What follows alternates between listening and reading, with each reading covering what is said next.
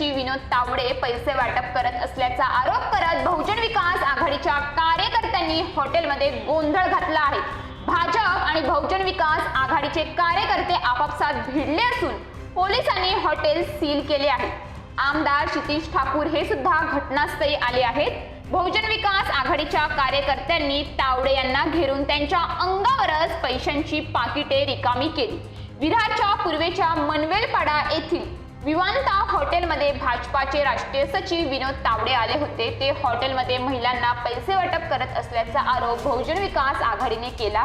ही गोष्ट सर्वत्र पसरली आणि कार्यकर्ते हॉटेलमध्ये जमू लागले।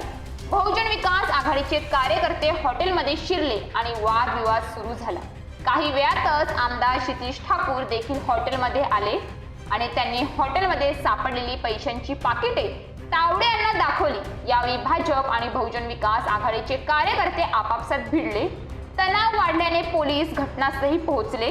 यावेळी दोन्ही पक्षांच्या कार्यकर्त्यांची मोठी गर्दी जमली आहे।